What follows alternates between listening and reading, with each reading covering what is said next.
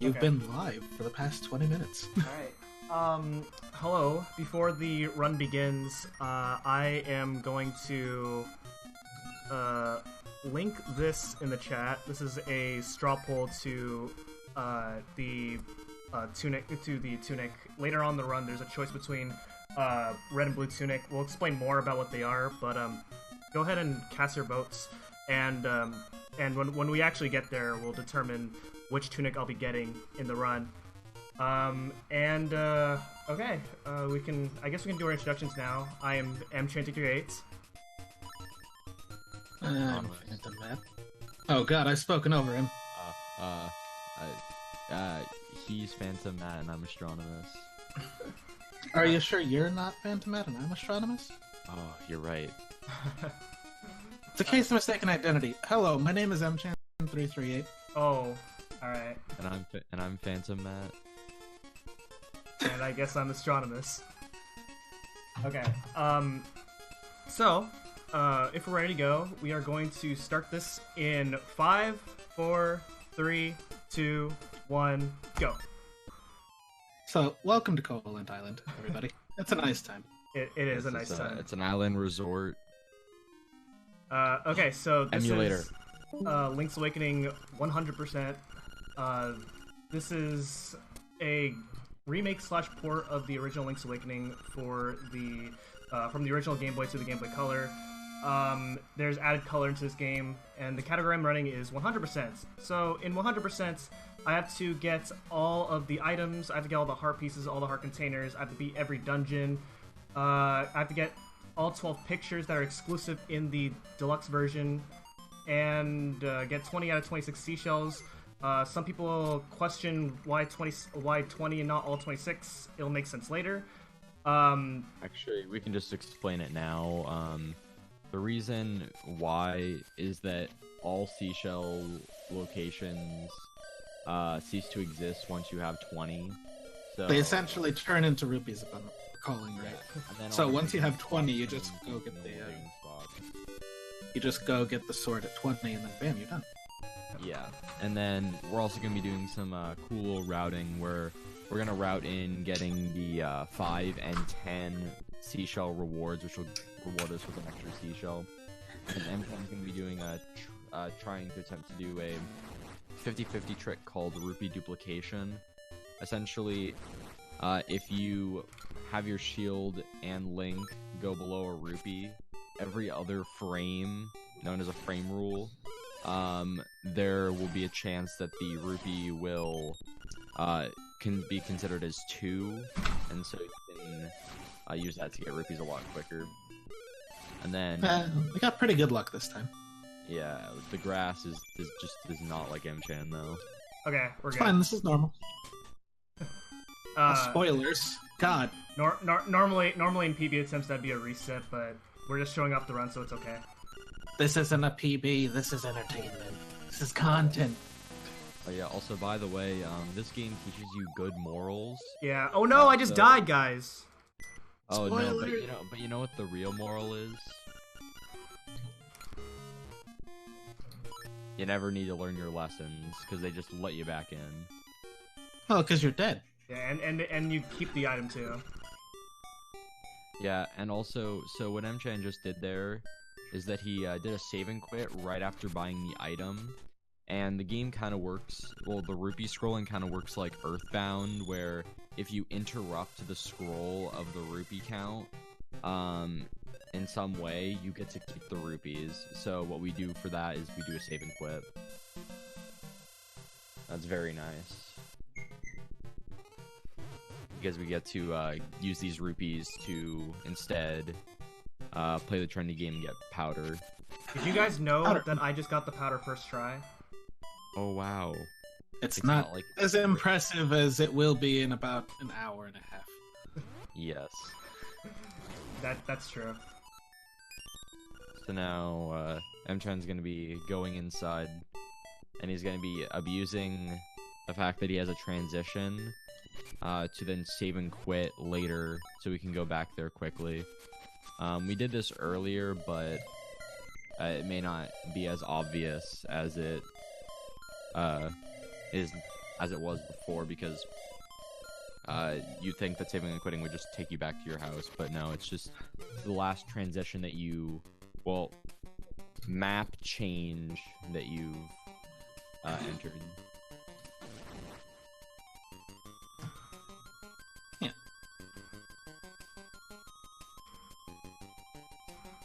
We have fun here. Come on. So, what M-Chan Okay, is there we going go. for is called a bomb trigger. Essentially, if you place 2 bombs within 2 frames of each other, the game gets confused on a screen and it'll activate the 0th object, and for a lot of rooms / screens, that just so happens to be the cutscene. So we can abuse that to activate the Terran cutscene without having to go through his whole spinny deal, or without using the powder.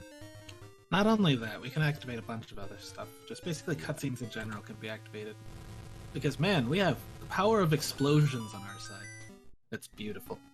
Yes. So it gets this a is lot more Tail broken Cave. than It this. is super easy. Nobody makes any mistakes in this dungeon, and yeah, that's all I'm gonna say about it. As we stare him dead in the face and call his bluff. Yes, indeed. So, See if he's gonna accidentally bomb arrow the Moldorm. yes. So, Miss Hunter posting once again the straw poll link deciding what Tunic M-Chan will be getting later on in the color dungeon. As a commentator, you should really choose red. Yes, choose red. So now this is just kind of boring movement. No, general overworld stuff. Nice and slow. The game, the entire game is like this. It's fine. It's a nice casual romp through the island. Though what we will be getting soon enough is the most broken item in Zelda, the Rock's Feather. What does that do? It allows you to jump. It's the most important allows you video to game jump. mechanic. This isn't Smash. Zelda can't jump. So, yes, Zelda is not able to jump, because Zelda is not in this game. But yeah, so giving Link the ability to jump in this game was probably the biggest mistake they ever made, because now that we're able to jump, we can abuse that to make the game think that we're on ledges when we're actually not, through a trick called a super jump. Let me just kind of fall off the wall. Yeah, because apparently the game's like, oh, you were on the very, very edge of this ledge. You must clearly be on the ledge. So We should also point out that this works only because technically walls are ledges. Yeah. This would not normally work on the overworld unless you were by a ledge. So all walls in dungeons are ledges. If you hear birds, that's likely me, unfortunately. Someone has a phone, though. Oh, yes. Nah, see, Moldorm, easiest boss of the game. Yes. And it only gets easier from here. I mean, harder from here.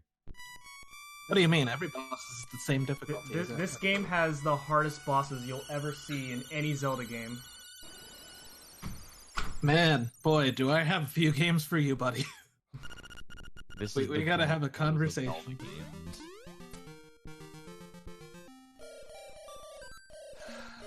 Having just come off the stream of Dark Souls 3, please don't.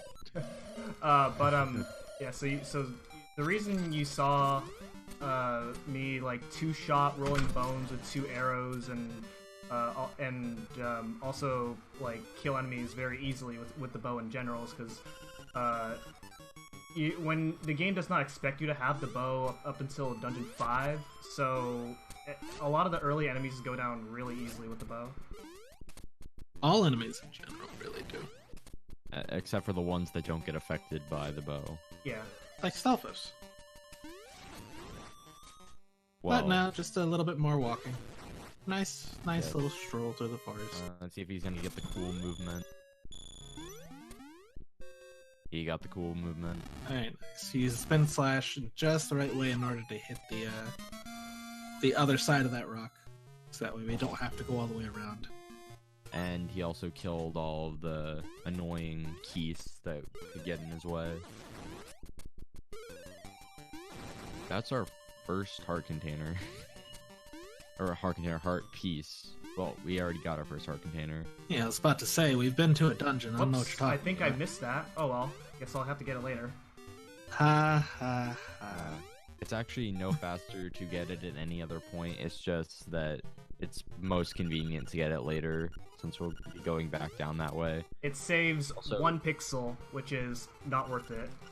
1 pixel, But that 1 pixel could mean the world record, man. but I didn't know pixels counted as time. Thought it was a unit of measurement. No, he saved like 8 parsecs. Come on. You're right. Actually, that converts to 12 utils, correct? Yeah. Alright. Anyways, Moblin Cave. Optimally, you want to get a optimally you want to get a 1 spin, but typically you want to go for a 2 spin, just because the enemies won't normally line up for a 1 spin. What's actually funny is that if you take that room slower, then it's more likely that you get a 1 spin. Yeah. Because the enemies have time to line up properly. Alright, so he saved like... He saved 300 metric tons. Yeah. Yeah, earlier that was weird. I felt like one of my spins got dropped there, but that's okay. Alright, Everything's so shoutouts to Flock. My boy discovering what MChan just did, which is called a Flock clip. Where we Walking through abused- walls, baby. Yeah, it's not out of bounds, by the way. It's not out of bounds. No, we just go from one walkable tile to another by just squeezing on through, using the text box, because the text box allows us to move just a little bit further. Alright, so now time for Dungeon 2. Do we finish this one in this category? Yes. Yes, because we need to return Bow Wow. Right. Oh man, that means you don't get to light a fire. Oh yes, we can't. That's unfortunate. We can't use Can't use the magic rod to light a Magic bonfire Rod. in the genie room. Okay, Oh, another just hard like boss damage coming boost up. there. So, And we we'll see won. more of the. We'll see more of this Hinox. Well, not this particular Hinox, but Hinox's later. Of course, we won't be using them for their intended purpose in the next run, but Isn't it glitchless in the next run? yes, that's why we're not using them for their intended purpose. Their intended purpose is to die. So Intended normally in purpose. that room you need powder, but what I did there was I shot the boos off screen so that the game thinks that they're dead, so I can get the bracelet earlier. Yeah, and also, fun fact about what he did with the arrows there. That will not work properly if you get the if you get the hearts in the room before the Hinox. It's really Also, weird. If you kill specific enemies, it won't work, if I recall. Yeah, so Because it just breaks. Because the game is... it messes with the enemies in a weird way that we don't fully understand, but we just know that it doesn't work. We also have to do this the not cool way because we don't have boots. We lose so much swag by doing this now. So I just went through like probably the worst room in any dungeon, the Nightmare Key room. The pattern I got was fine. It could go a lot worse if you're unlucky. Once again, Enchan, I feel like there's so many worse rooms. Yeah. But, hey, Also, this is an interesting way about going about Genie. I don't think I've seen someone like stand at the top of the room. Because you could actually clip yourself into the wall and stay at that corner, and then he'll just walk over to you, and then you can just walk a little bit and then instantly throw him. It's a nice little time saver. now we have our second instrument, the conch horn. We can actually count in this category, I think. Oh yes, we actually can. Unlike in other categories where we do like 1, 2.1, 3, 6, 4. And then for a while, for a quick moment, the other day, I was like, ooh, we could do 1, 3, 5, 6, 4, 7. Asher, I'm gonna stop you right there. It goes 1, 3, 5, 7. And then you go 2, 4, 6, 8. And then you've counted 8 both ways. Ooh. Interesting. This is Learning How to Count Link's Awakening Edition. I already used that joke. How dare you? Yeah.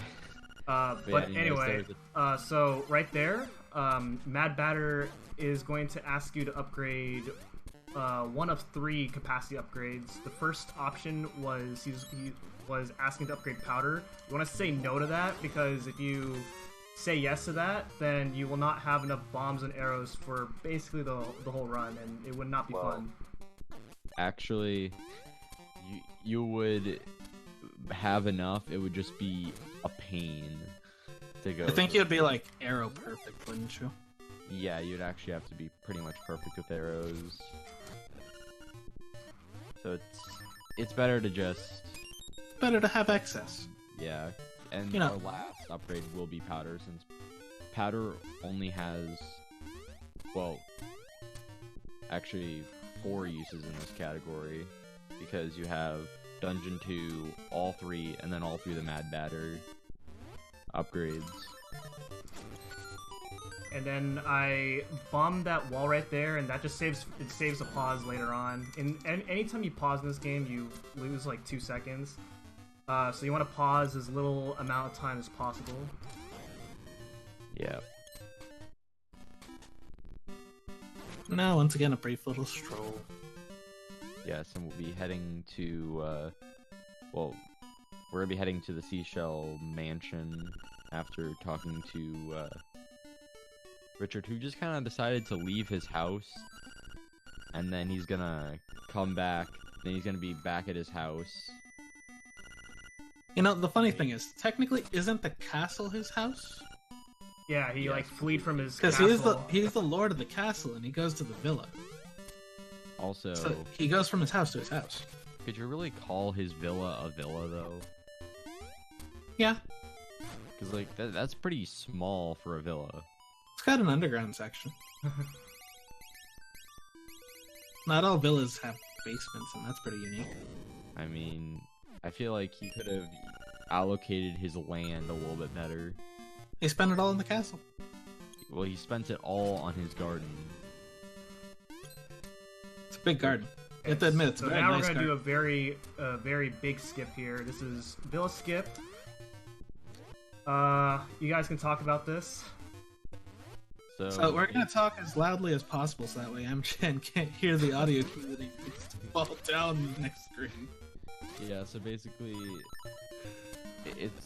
it's weird where if you are below a pit, at some point the game just kind of gives up and thinks that you fell into the pit, and so it can put you at the bottom of that pit tile, and you can abuse that to skip the entirety of Candlelit Castle. Also, speaking of the garden, he's got a lot of gopher holes. I blame the gophers, not Richard. For not managing his garden. No, Richard is fine. Do you think you could manage that garden? No. As far as he knows, it looks fine. The gophers are undermining his house. Literally, undermining it. Jesus Christ. I'll be back. Alright, so now coming up is a trick called Jesus jumping.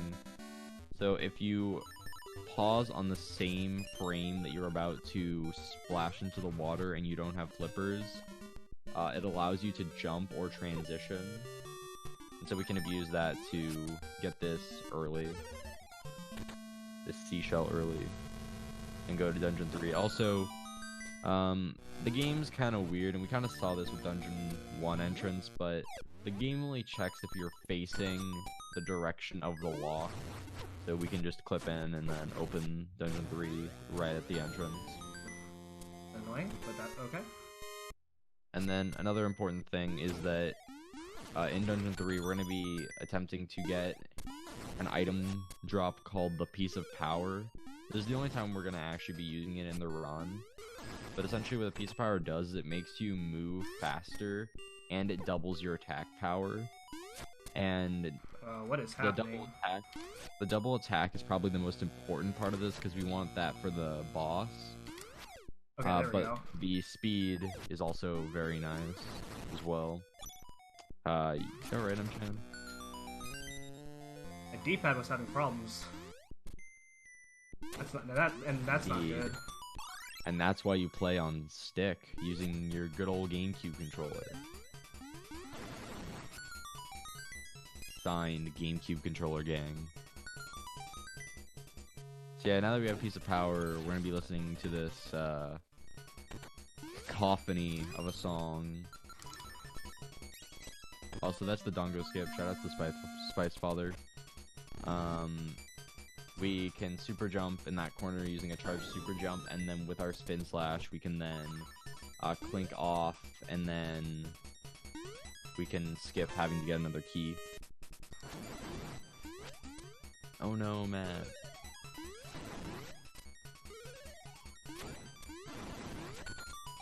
So we're about to do it again here. There we go. Yeah, and in most runs, you're gonna have to do it twice. It's actually not too bad once you figure it out, but it's definitely a bit of a learning curve. Yeah, if you do it wrong, you'll soft lock the game, which would be bad, and you have to save and quit.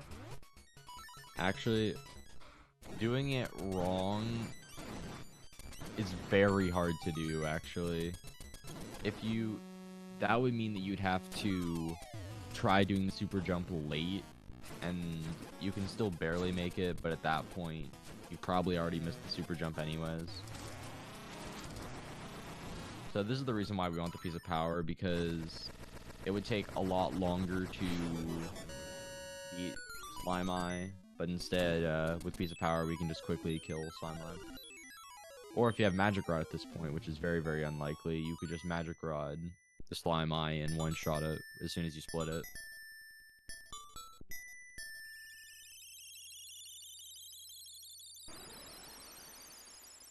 Alright, so now we are not going to D4 just yet. We're actually going to be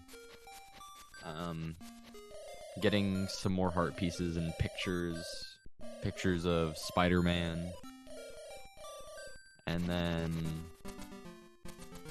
more seashells, and then we're gonna see a man get stung, right? Yes. I'm trying.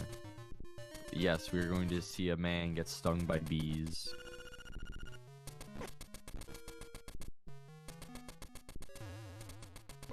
So, yeah, you could definitely find that heart piece in a casual playthrough. Definitely, like, obvious that you could blow up that wall, right? Yeah, the way you find that out is you, it's a puzzle. It's a puzzle in the dungeon where, if you clink your sword against the wall, it'll make a different sound effect. But obviously, who would ever think about doing that for every single piece of the wall? It's like Zelda 1. Instead of bombing every wall, you're poking every wall. Ah, we didn't get to see a man get stung. We just skipped the cutscene. So yeah, if you save and quit right as you hear the item jingle, you can skip that cutscene. Yeah, you do it one frame after hitting yes, but it's really hard to time it, so most people usually buffer it. Yeah, or unless you're Sluggos, you just instantly get it. Also, there's a reason why we got that honeycomb. So normally, because we don't, well, actually, so the game checks as to whether or not to spawn Marin based on your progress with the trade items, and so which also acts a little weird. So if you finish Dungeon 3, the game assumes that you got the stick from Yeah, I know I was gonna opening get up. there. Opening up Candlelit Castle, so you can abuse that to then skip needing to do the entire trade quest, and we can just use that to get the honeycomb, and then we go straight to the bear, and it activates the pineapple is what activates Marin being on the beach, which we need her for some pictures.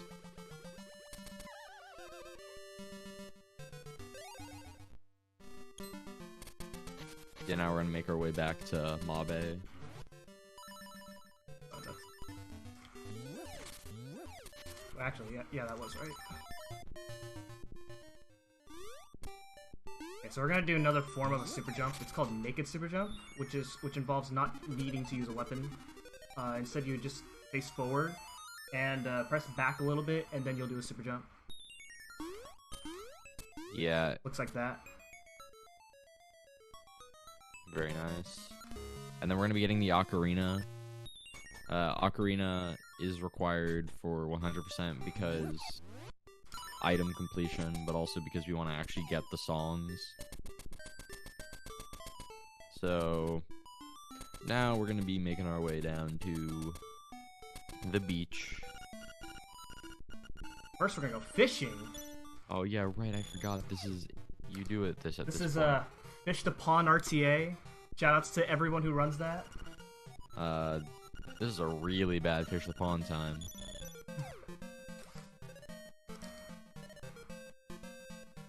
So what we do is we let one fish go and then put out a second line, and we do that because a fish like the other fish get in the way, and they won't allow us to catch the big fish, which will give us the heart piece.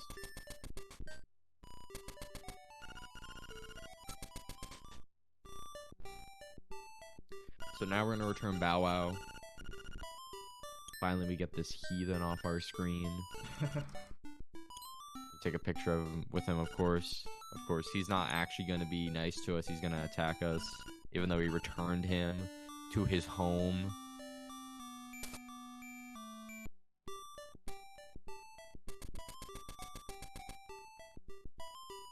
Oh yeah, also, yeah, another reminder, vote Red Tunic in the poll.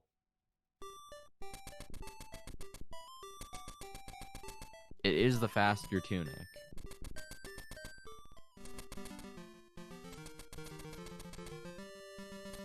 So now we're going to the beach. Or, well, no, we're going to get a tree, seashell.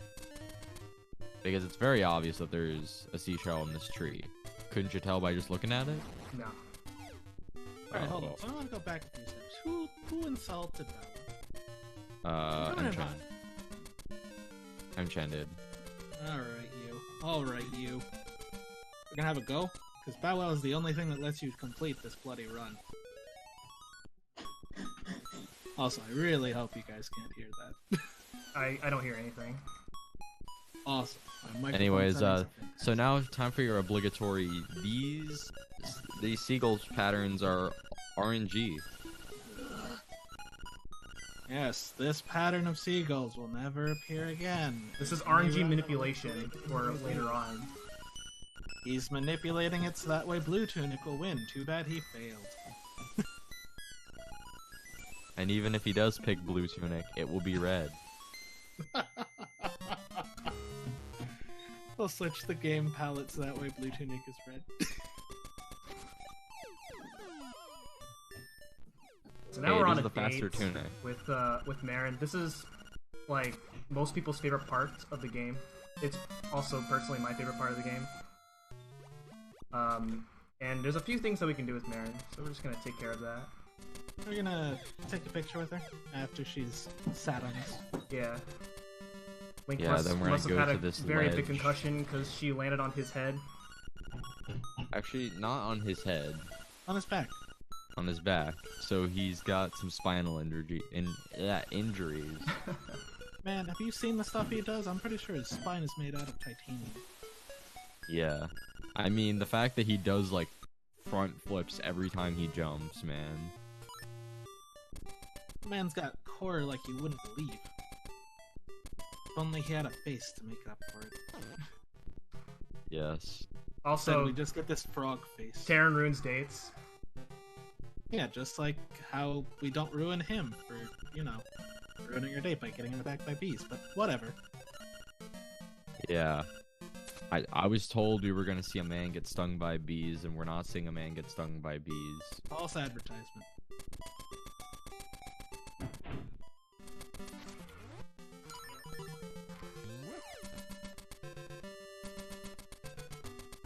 So Anyways, unfortunately, now we're approaching the end of our date. Actually, we didn't do all of the date activities. We didn't let her play the trendy game. And we didn't dig the ground either.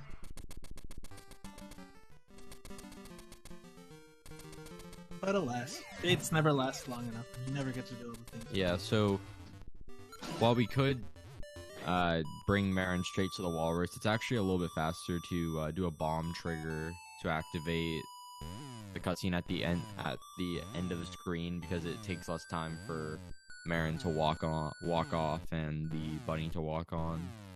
And so this is a walrus skip, very common in the any percent run. In any percent, if you Any do this, percent. you soft lock the Touch game. this in any percent. I mean, any percent with conditions.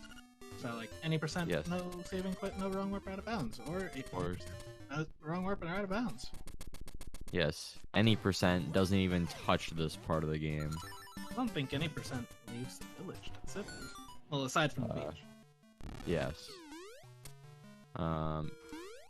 Yeah, and then there's some stipulations on these categories for a reason, because if you've seen a no restrictions run of 100%, you'll know why it's no wrong warp or out of bounds. You'll know why the run is only like 2 minutes long. Actually, no restriction, 100% no restrictions is a little over a half hour, and then any percent arbitrary code execution is 2 minutes 13 seconds. Okay, so I don't know what's in this room. I just kind of shoot arrows in here because it's fun. Yeah, it's just snap. I heard there's like a snake worm in there.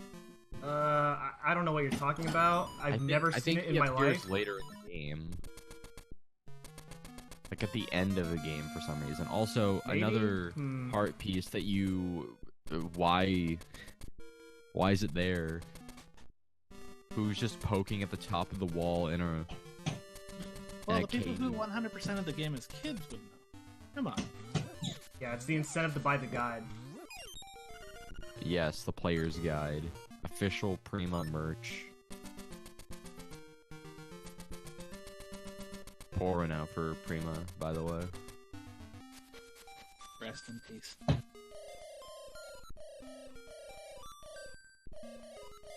So now, more owl.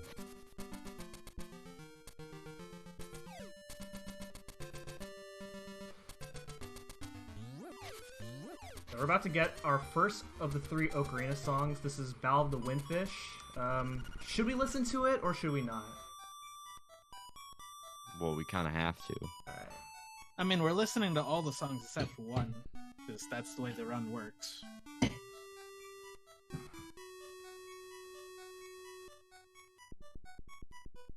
So yeah, also, don't mash B.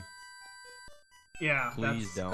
That's a bad idea. You have to rewatch the entire cutscene again to learn it, because apparently Link just kind of forgets it even though he's clearly playing it.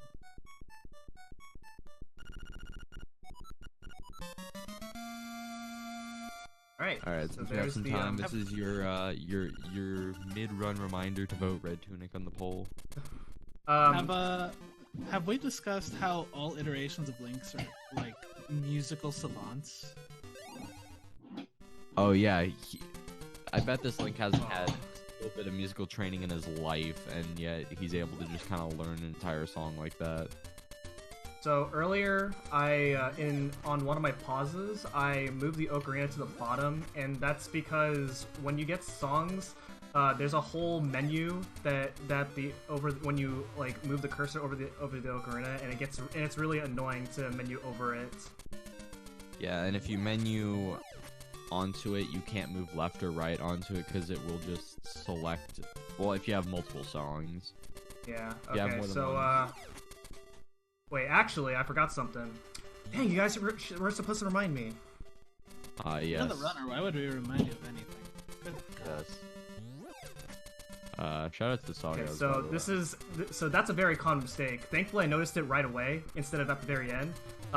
It's one of the major roadblocks for new runners is forgetting to open up the dungeon. So one of the major roadblocks for running this game is realizing that you did the route right and you think you did it wrong. That's faster than going to the warp screen after Dungeon 2 yeah, and then having to use the portal again, but instead we can just make one trek over there. okay. So I just got a dumb trick out of the way, so that's good. Excuse me. So that saves Matt, quarter how of a much second. did that A save quarter of a total second. over the course of the whole run? Both of them? A bit. Yeah, Like, it's not worth it. Not a significant amount. Excuse me, So- sir. It's tradition. You always do obstacle skip, and if you don't do it, then you try. Alright, so we're gonna be seeing here called Early Rooster Skip. Oh wait, he's not doing No. it. Shame. Bloody shame. Yeah, so we'll explain more about what it is later, but for now, it involves getting one of the dungeon keys a lot earlier on using pause buffers that are it's like partially random. It's not marathon safe, so I'm not doing it. Yeah, so if you fail to do it, you fall all the way back down. Yeah, and then it's faster to do it the regular way. Yeah. It's like 15 seconds. But it's a cool 15 seconds, dang it. Alright, now time for Dungeon 4. We're Hope gonna be y'all completing it.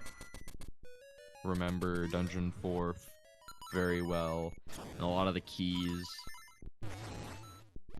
And the cue ball boss fight. We're gonna Who do this can jump ever right here, forget which the like cue ball? skips half the dungeon. There we go. Half. I wouldn't say half. I think Oh. the next jump you'll be doing will skip half the dungeon. So we abuse the same Jesus jump mechanic that we did back before Dungeon 3 to skip having to fight the cue ball and get a bunch of keys. But in exchange we have to deal with this annoying tile room that has many different patterns, and there's no consistent way to get that same pattern. Plus, you have to deal with There's Helmosaurs. 4 different patterns. Not to mention, And, the yeah. Helmosaurs are the worst enemies in the game, bar none. Yeah, honestly. Alright, so we're about to do a really cool super jump. Not doing the French way, unfortunately.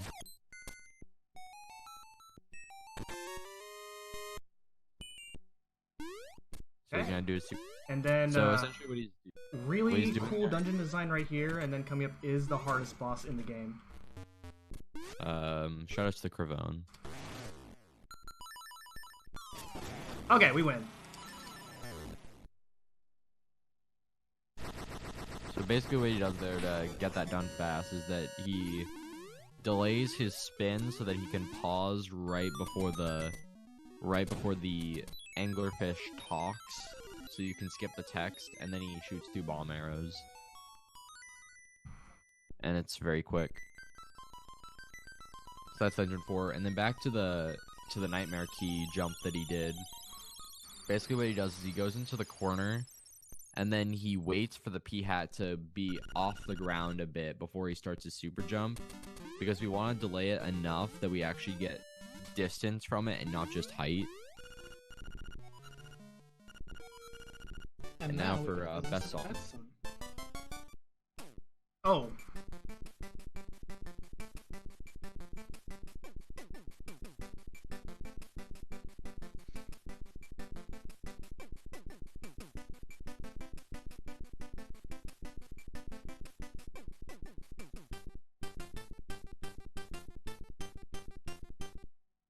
Oh.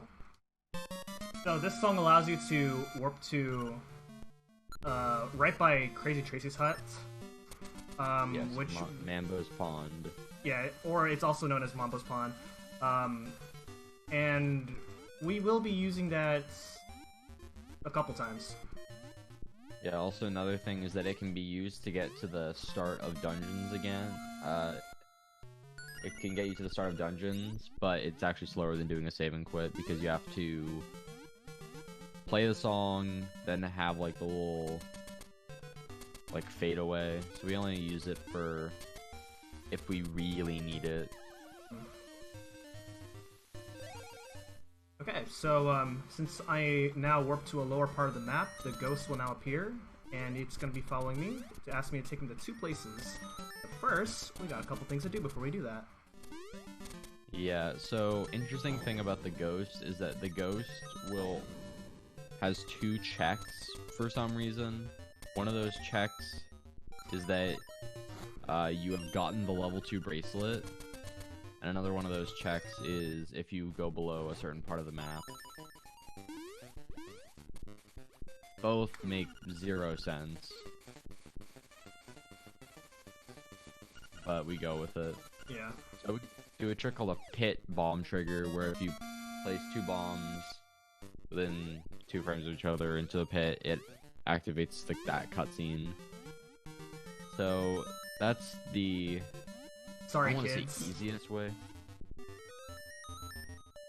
Easiest way to do it, because you can actually buffer it. It also requires that you mash. So let's see if he gets the mermaid cutscene skip. I don't do it. It's a really weird timing. Yeah, so the other way is to set up your save point at one of the phone booths and then do the save and quit. But if you're not gonna go for it, you don't. It's not faster. Yeah, so he's gonna be going for. Well, he's gonna first get a picture that who knows what's actually going on. It's also a little fun fact that the item that we got earlier is the pink bra, which got changed Necklace. in. It's a necklace. It got changed Link's in Awakening some is a game European for versions good and the boys American and girls. release.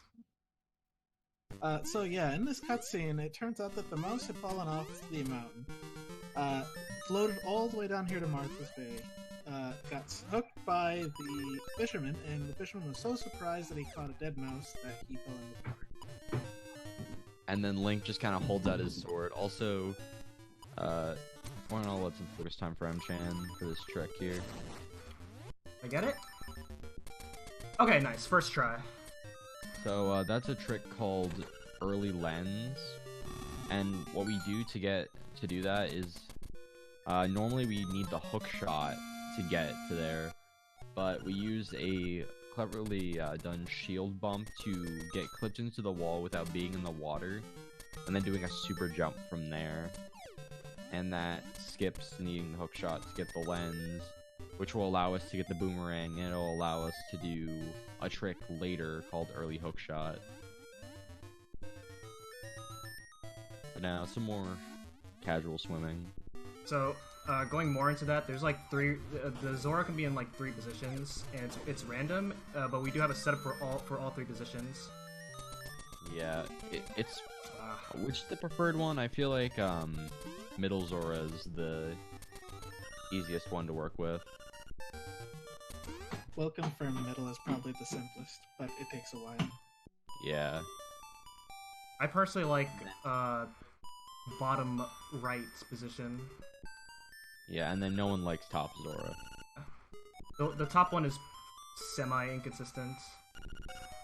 Well, it's not semi-inconsistent, it just requires you to have to equip sword and shield, and it's a little bit more input intensive. Also, how does that guy live in that house? There's cracks on the floor, which create pits and all that, and then there's cobwebs. He's probably been dead for years. Yeah, how dare you accuse him of not taking care of his house when he's been dead? Legitimately dead? He literally says nothing changed. That's because he recognizes it as his house. He doesn't realize that it's falling apart. How dare you shame ghosts for not taking care of their house? I'm gonna call the Ghost Union on you. Here's the thing. If I were a ghost and I went to my house and it was like dirty and filled with cobwebs and stuff, nothing. It's like nothing changed. If the positions of stuff did not change, I would have the same reaction. Also, now we have the most broken item in the game, the boomerang. One-shots most enemies. Grabs things from very far away. The ghost can talk to you randomly, and sometimes there's not much you can really do about it. Yeah, also, the boomerang just kind of cuts through everything, like butter. And they nerfed it really hard in the remake. Oh, no, that's not the most nerfed item in that remake, dang it.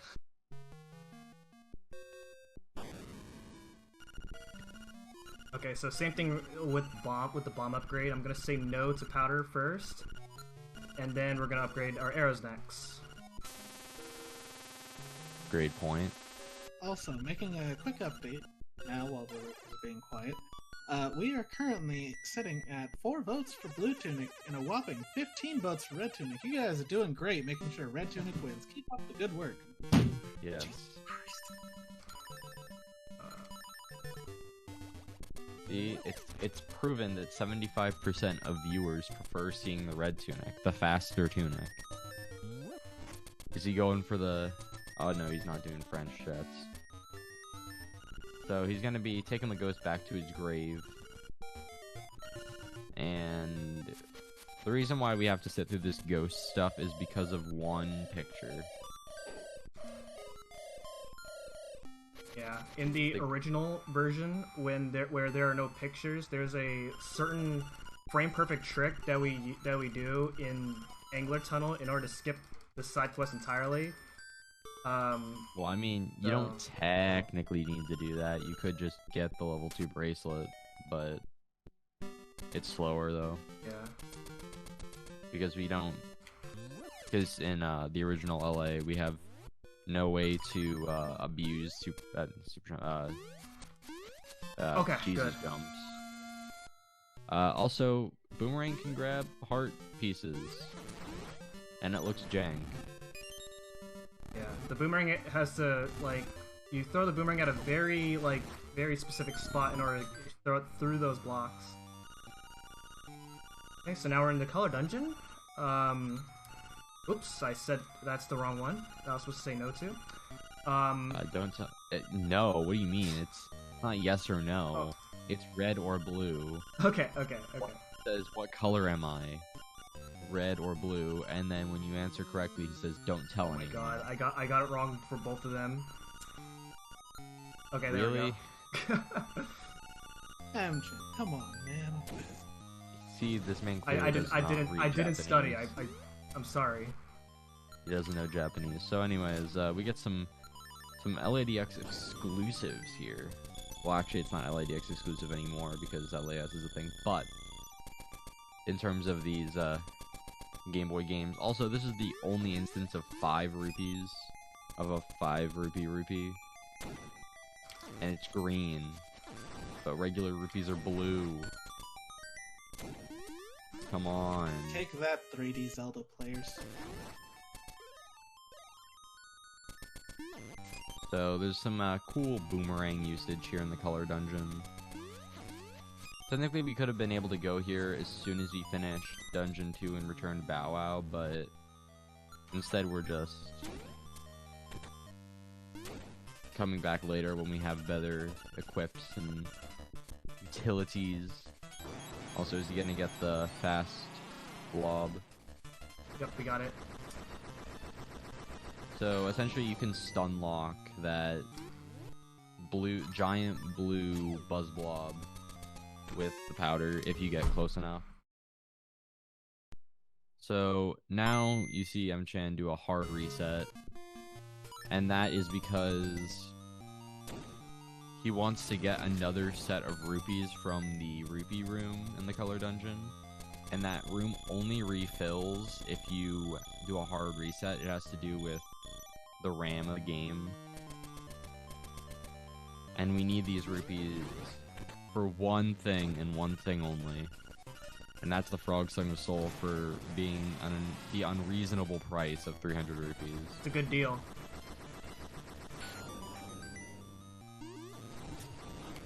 So that's the stone Hinox, no different than an actual Hinox.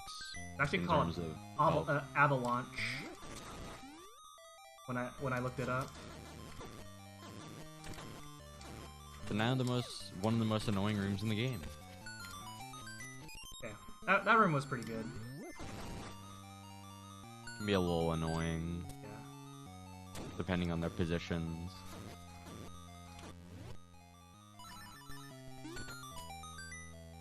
So now, what seems like the hardest puzzle is actually pretty easy. You just hit the 4 directional points and you'll get it every time. And then you can just abuse that. And then this boss fight makes 0 sense. We got good RNG. Okay, so looking at the straw poll right It's now, Red we are going to get Red Tunic. Yes, and you better be mashing A. If you get blue, I swear I'm never gonna let you live it down. The So entire LADX community will not let you live it down. You almost picked blue. in PB attempts, I only ever pick Blue Tunic. So this is gonna be fun. It So- changes like one thing. So basically, Red Tunic affects the Dungeon 5 boss fight. In the way that, so the Red Tunic basically gives you all the effects of the Piece of Power, and it gives you one of the effects, which is having increased knockback. So on the Dungeon 5 boss fight, it does not take extra damage from the Tunic. It actually just takes the knockback from it. So essentially, it makes it really, really hard to get an optimal fight because it'll give it a bunch of iframes. Okay, nice. That jump's really dumb. It's supposed to be easy, but I make it harder than it actually is. It's just dashing and then jumping while holding down.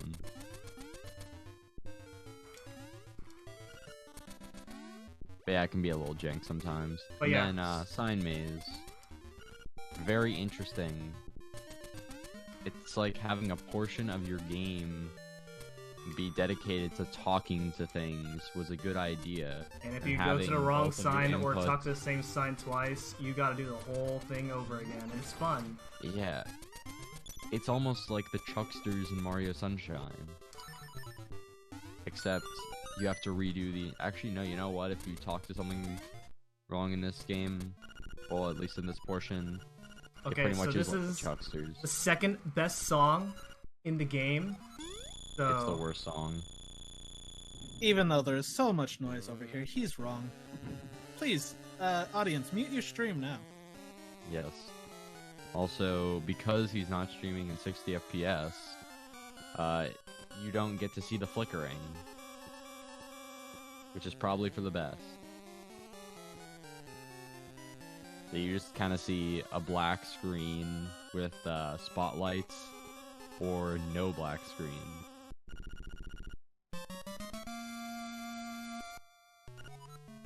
beautiful They make song. the song better in the remake, by the way. That's because the person who did Splatoon is the person who orchestrated the remake. Okay, yeah, you're right. It has a significantly Splatoony feel to it. Indeed. Alright. Now. Oh, wait, are we finally getting the most obscure heart piece in the game? Yep. Oh, we are. Yep. So, how many of you decided to swim all the way around Candlelit Castle? And Your casual ironically, I playthroughs? did. You did? Did you Oh the wow. Pete? And did you just decide to dive I mashed both by A the and B. front of it? You mashed both A and B. But yeah, the average person would not just swim around to this side of Candlelit and then find that there's a heart piece. Also, hey, Blue Tunic. He actually got blue tunic ban this man? But yeah, considering the fact that there's a staircase leading to the right side of the moat, you'd think that, oh, it'd be there, but no, they put it on the opposite side. Also, rolling deep. Rolling deep to Azora, and hey, look, it's Ghost Mouse. I almost said Ghost Fish. Been playing too much Night in the Woods. So that's a dead mouse because it's completely white as opposed to the purple mouse that we've had so far. Yeah, it's funny how this game, like the progression of the has like a narrative to it. When this mouse would be white, even if it wasn't your last picture. Also, make sure to check your pictures, M-Chan. Yeah, I'll do it next to my menu. Okay, yeah, we're good. Alright. So now Armos Maze. If it's not that bad of a place, though if you screw it up, it is really weird to back up. Just take it nice and slow, and nothing bad will ever happen here. Yeah. Unless the Zols hate you, but I mean, even at that point, not too bad. I believe that's also our last, that's our last seashell, right? Yes. So we are At least the now... last seashell we're gonna be getting. There's like a few other ones that are like kind of unreasonable to get, but. Well, but I mean, there are no more seashells in the island of Koholin. You have 20. Yeah, because we go and we get the level 2 sword, and then all the seashells become rupees. Come on. Yes. Also, M-Chan's gonna be doing a sword strat for this fight. There's another strat that you can do that we actually do in No Wrong Warper Out of Bounds, where we dash to the top and then do some poke dashes, and then we basically get what's the exact name for it, where if you get like we are dashing in place, the sword out. Or yeah, but like what's the official thing? We have I don't think we have a name for that. Because I mean, it's you can get it through a the trick called entire shovel thing buffering. Yeah. Yeah, boost strat. Because there's a strat that you can do of using the shovel that can always give you that called shovel buffer, but that's not what the actual state is, so I'm not really sure of the actual name. Okay, we didn't die. You know what it is? I think it's boots in place. Is it actually boots in place? It might be. Alright, it's boots in place. Oh. As of now. Okay, there we go. That's Zorlak's jump. Pit. That's, it's... I'm assuming you held up left while you were trying to climb up. No. Oh, I just jumped a little bit too early. No, but when you jump, you can... If you're holding... What were you holding when trying to... After you jumped? Up. Oh, just straight up? Okay, don't do that. Just hold a diagonal there and it actually makes it easier.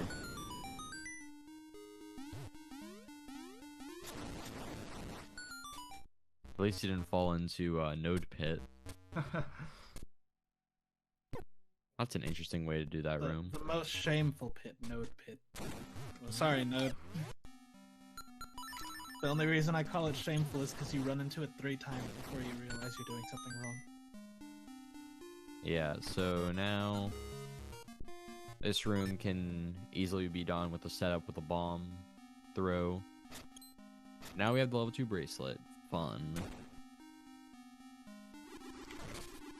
So who likes tile room? Level 2 bracelet has, you know, tons of uses. Yes, it's not like it's only used in one dungeon and one specific use in the entire day of the speedrun.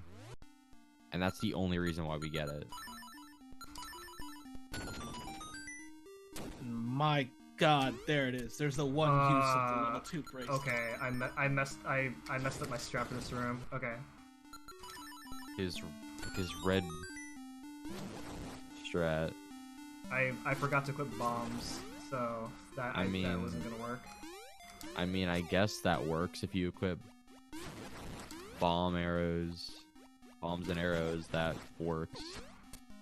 So now we're gonna be doing a series of super jumps that absolutely obliterates Dungeon 6. Wait, hold on. We're in a dungeon? Oh yes, we are.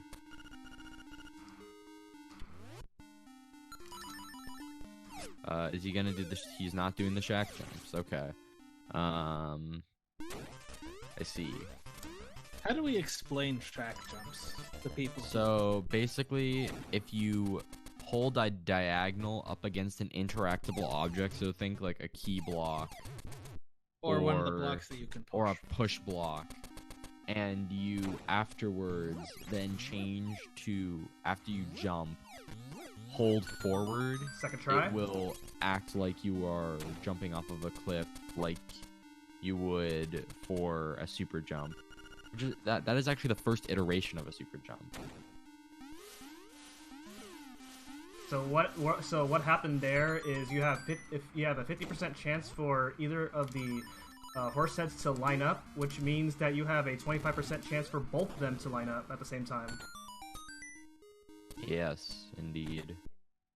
Luckily, we don't have to deal with that twice like you would in Glitchless.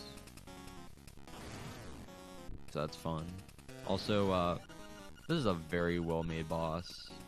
The hitbox just kind of exists before the fight even starts, and so we can get 3 cheap shots on him, and then we just need to get 2 more, and that's it. Yep, there we go.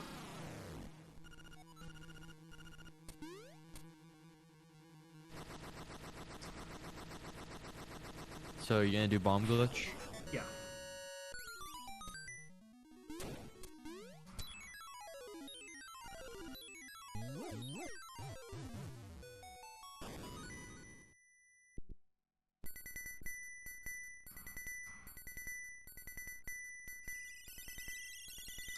So if you are, so in case you've been following along, this was actually Dungeon 6 and not Dungeon 5. We will be going to Dungeon 5 now. Yeah, we could have gone to Dungeon 5, but it's just faster to go to Dungeon 6, and plus we get the level 2 sword here, so it's nice. So that was a bomb trigger that saved like a couple seconds. So the reason why people normally go for blue tunic now is just because we get the level 2 sword so much earlier in the run now that it doesn't save as much time to get the red tunic as it used to be in the old route prior to the revolution of 2018 for the tournament. Bless our Lord and Savior, Sagas 14. Yes, Sagas 14 is a god. Yeah, big shouts to Sagaz and like a few other runners who put in a lot of work into revolutionizing this route. It was very big in summer 2018. Yes, we would like to point out that the reason this all came to be is because during the showcase race for our 100% tournament that we had in 2018, Mr. Sagas 14 said, "Hold on, I'm going to show you guys something fun for the showcase race that was supposed to kick off the tournament." And he unveiled a completely new route and won by like, what, 4 or 5 minutes or something? Yeah, so now, why we do Dungeon 5 so late in the run is because of a trick that I mentioned earlier called early hookshot. So I'm gonna do safety save first. I'll explain it right now so that M-Chan can focus on it. But essentially, what early hookshot consists of is essentially what we do is we spawn the key in the room right next to the final Master Stalfos room. And so, by doing that, we abuse how the game's values work with certain rooms. So, for instance, some rooms are assigned keys and some are assigned a specific item. And so, a specific item drop in the Master Stalfos room is the hookshot. And so, if we bring the key over to that room by using the boomerang, we can get the hook shot without ever having to fight Master Stalfos. And so, if done correctly, it is a it's a 50-50 shot to work.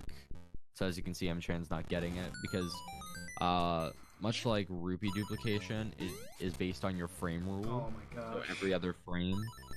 The only detrimental part is if you screw up the timing or positioning, you will pick up the key and then you will have to do the entirety of Dungeon 5 in... How much time does it? Okay, there we go.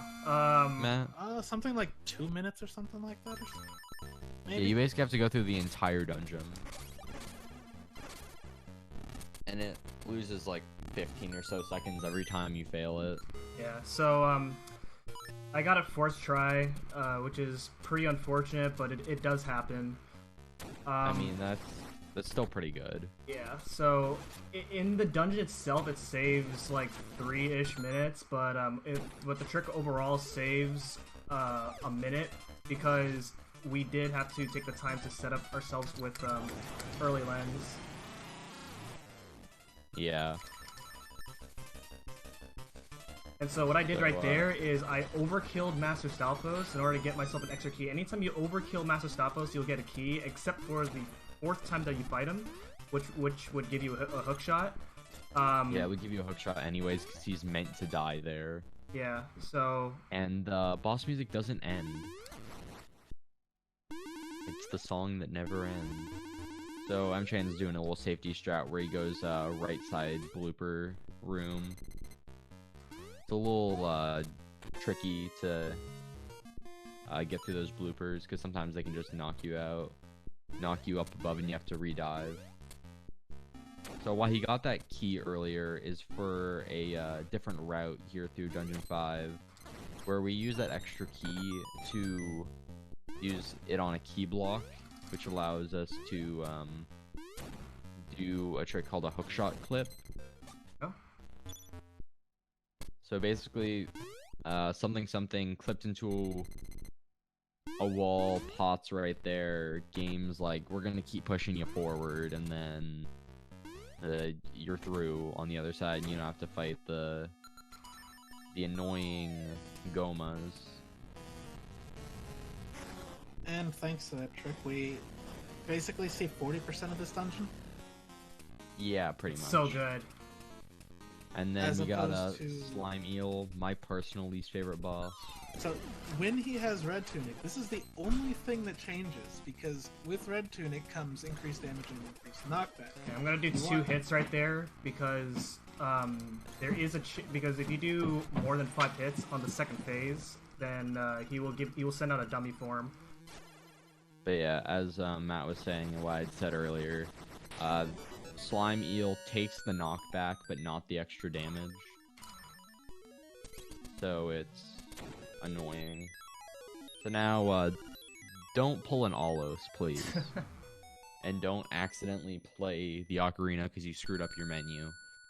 Or do. I was his opponent in that race. Please, do it. Do it again. Do it 3 times. Oh yeah, you were very far behind in that run. That's because I was up against a Frenchman. Correct.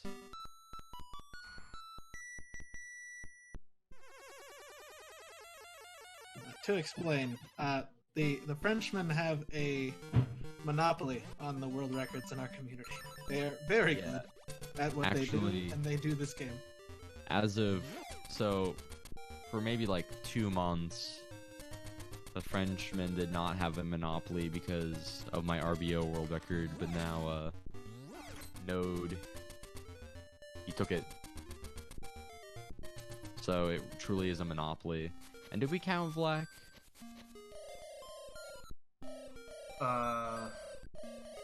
Vlak's in Honduras. But I mean for like Maine and Miss. Like, would we consider Vlak? No, Black has a world record. He has, but I mean, he has Squib, which what... means that it's not a total French monopoly. have a major share of the world records. In the They have all but one of the main world records. Also, you can bomb trigger that heart piece. Okay, we got another dumb trick out of the way, so that's good.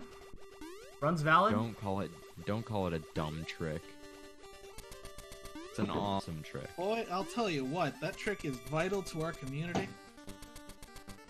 The community would not exist without it. It has existed since the 3rd ever world record in this game. Okay, so real quick, I did a safety save there because if I fail it, it'll lose me less time to do a save there. Here we go. Yeah, so this is Rooster Skip. Essentially, we're going to be abusing a trick called the hook shot jump, where if you frame perfectly jump right as the hook shot returns to Link, considers Link grounded, and so you can jump out of that. So what he did was the buffered method, with save and quits and the map. In fact, there's actually a way to do it unbuffered, which is double frame perfect, since you have to do 2 hookshot jumps. Mainly top level, well, not even like top level runners, like world record contenders go for it. Yeah, it saves like 8 seconds if you do it, if all goes well. Well, it actually saves a little over 8 seconds because we're talking against an optimal buffered method. Yeah. Compared to an optimal. You get like a lot of tries, so Rooster Skip itself isn't as hard as it looks, but it's still a pretty difficult trick to get down. I mean, when you're this late in the run, nerves can definitely get in the way. Yeah, exactly. Even if you're doing it buffered. And earlier, we did mention early Rooster Skip, and you basically just get that without using the hook shot by doing what they explained earlier with shovel dashing. And the only way that works is because we use what we did for Villa Skip to get partially clipped into the wall that allows us to do a dash jump over to it. So it's a nice time save if you can land it, and some actually consider it easier than normal Rooster Skip with the hook shot. Yeah, so this is Dungeon 7. Shoutouts to Xander. Shoutouts to Xander, yes, for getting the level 2 shield in a PB. So this dungeon's really long, so let's see how it goes. Well, actually, that boomerang shot that I just did right there just skips like half the dungeon already, so yeah, never mind. But anyways, he's gonna be doing a trick. You already know the trick. It's called bomb triggering. You can bomb trigger all of these pillars. Every single one of them. Some prefer doing transition triggers and some prefer pit triggers. I personally think that frame perfect transition triggers are easier than doing the pit trigger, but it's mostly preference.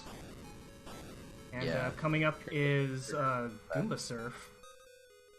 Well, in a little bit, we're barely there. We just did the pillars. But yes, Goomba Surf, you don't need to do it. The difference between, because we're gonna be doing a strat with the hook shot, it's not that much faster, but if you want to do it. Alright, first try. So yeah, essentially what we do is we have to be clipped exactly 1 pixel into the wall, and then we have to go for a full height super jump onto the Goomba, which gives us just enough height to land onto that ledge. So, what I said earlier about the hook shot is that we're going to be abusing the hook shot, and if a weird property of saving and quitting is that sometimes the bottom of the game, like the menu bar, does not have a collision, and so the hook shot like wraps around and hits the eagle before it even lands on screen. The fastest method of doing so is using the magic rod, but because we don't have the magic rod, we don't abuse it. So that's Dungeon 7. Bada bing, bada boom. Oh yeah, also, we have all the heart pieces. No. We're missing one still. Are we? Oh yeah, we are missing one. Yeah, I was like, wait, hold up. So right here, if you buffer the save menu, right there, then you can actually control Link as he's falling. So that way you can avoid falling down that hole. Yeah, that's with all general falling in general. It's weird. It has to do with interrupting Link's state. And falling down that hole is how you get one of the heart pieces that I got earlier after Angler Tunnel. Yeah. So now he is. Are you doing Zoomerang? No. I'm sorry. Dang. So there's a cool trick that you can do that barely save any time called Zoomerang, but it's got some cool swag value. If you dash, jump, and bonk while using the boomerang, it zooms you across the screen with hyper speed. But you also gotta say it like Zoomerang. You know, as if you're playing Beautiful Joe. Ah, yes, you're right. It saves a little bit of time, lets you go fast, but it's also kind of difficult to do, and I didn't practice it at all, so I didn't feel confident with it. So, getting our final capacity upgrade, the powder, because it's not like we need the powder for anything. Actually, fun fact, during a hundo run, I had exactly one use of the powder going into this. Nice. So not fun. Yeah, the worst is having one powder, then miss it, and then it's a really, really sad day. Yeah. Also, for some reason, it only allows you to use 40, but you're allowed to have 60 bombs and 60 arrows. Shoutouts to Alos for telling me that holding upright guarantees the right position for that. Yeah. And then, oh yeah, by the way, that's level 2 shield skip or flame cave skip. Normally you'd need the level 2 shield to block that fire, but instead we just dash, wall clip into a wall, and we can just go through it. Also, that's a bomb trigger. That's a frog song skip. B is a bomb trigger. Now, while we could just use the Frog Song of Soul, it's faster to just bomb trigger.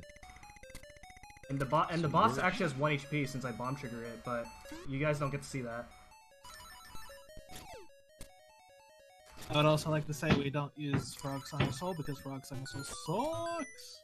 Actually, some people prefer using Frog Song of Soul for Death Eye Skip.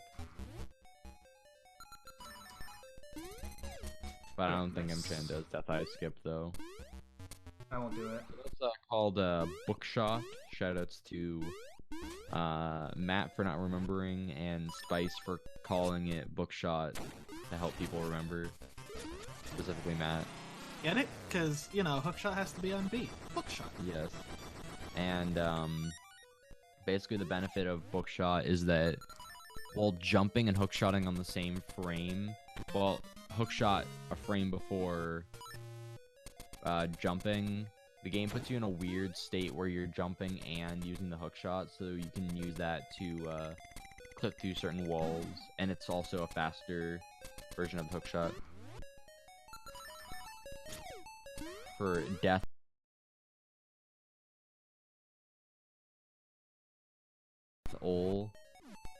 Excuse me, I'm going by the official material, Spirister. I'll have you know. It is Death Eye.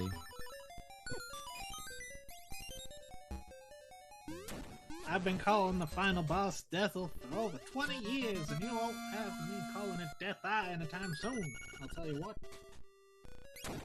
But yeah, the reason why people call it Deathel is because of the font of this game and the font of the guidebook, which makes it with the font which makes the I look like a lowercase l, which is dumb. And so in Japanese the name is Death Eye, but because of how it is written in English, it then got mistranslated into the other versions as well, and then it just turned into Deathel.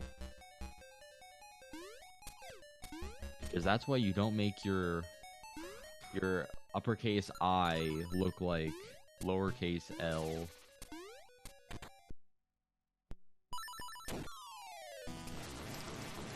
Also, we forgot to explain this, but what M-Chan did a little bit ago was a trick called Lava Swim. Where basically, if you Oh, come on. Okay. transition over lava while not moving at all, kind of like how you do a Jesus jump transition, except you don't move at all, and we abuse our sword to make it so we don't move. We can then, the game thinks that we're swimming on lava. We got the side one. So we can just swim in lava, and that saves time. So that is our last instrument. That is our last heart container. We have all items, all heart pieces, all seashells, secret seashells, and all pictures. And that leaves only one thing left for us, and that is to finish the video game. With the red tunic, of course. So earlier I did a fun little graphical glitch where if you use the magic rod at the same time that you grab the instrument. Did you just almost say fire rod? The game does some pretty funny stuff right there. It's a fun little swag strat. In PB attempts, when I'm running with splits, I don't do it because that means I gotta press 4 buttons at the same time and press a split button at the same time, which would be very hard to do. Wait, 4 buttons plus your split key? Wait, what? What are we on about? Huh? When do you have to press 4 buttons? It's just, if you're going to do it, like, it's just holding forward, pressing whatever button you have the magic rod on, and then split. That's 3 buttons total, pal. And you Look, can also... Speedrun.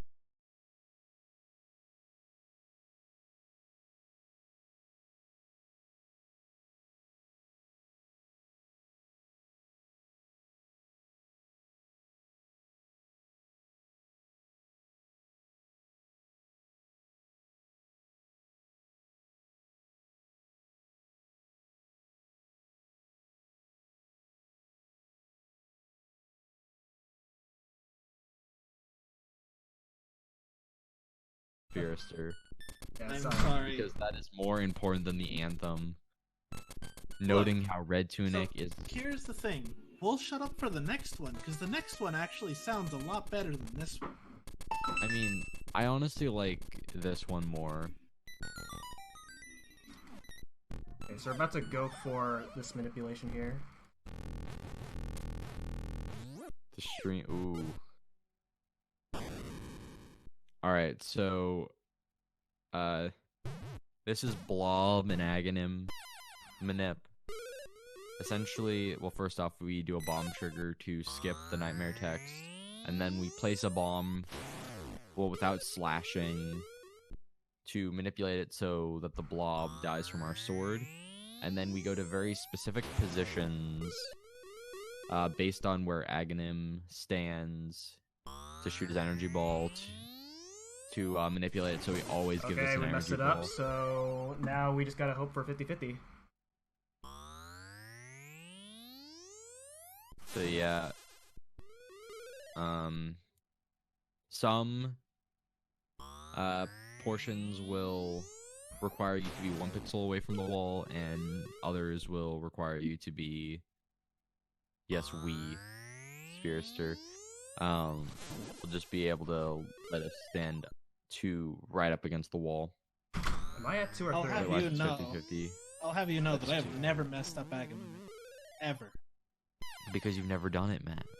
Well, there you go. If Actually, you never do it, you never messed it up. Okay, so I was Moldorm. That was 3. Somehow I messed up the quick kill at the last moment, but that's okay.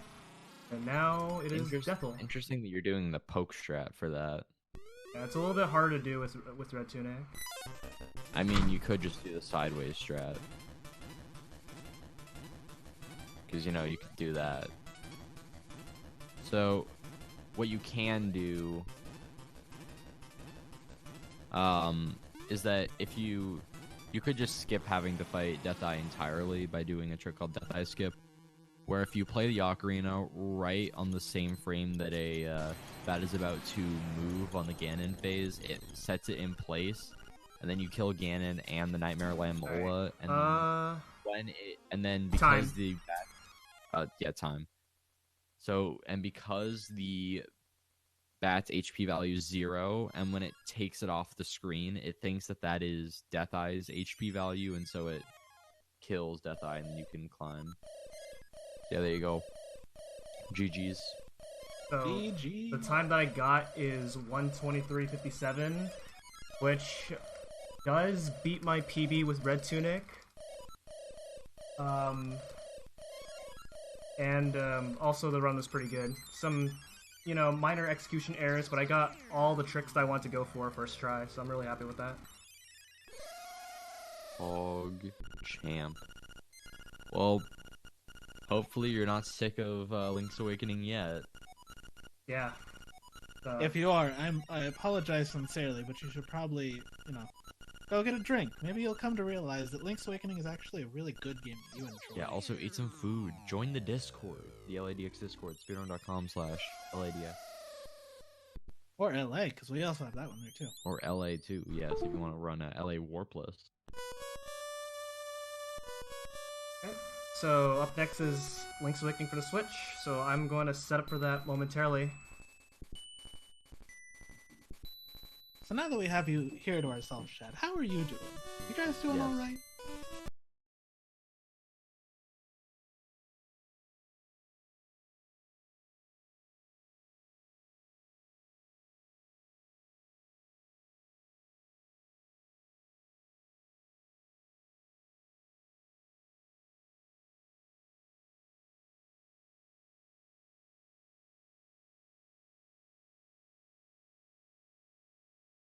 Chad, you open the chat in there. I'm just gonna talk to you in there. Alright, thanks.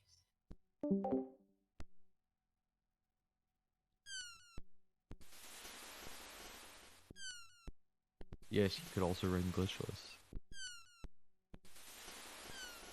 There are many wonderful options we have to run here. We have 100%, no wrong warp or out of bounds. We have 100%. 100%, no restrictions. We have any percent. We have any percent. No ace. We have any percent. No save and quit, wrong warp or out of bounds. Any percent, no wrong warp out of bounds, which includes saving and quitting, because you can do that. Yeah.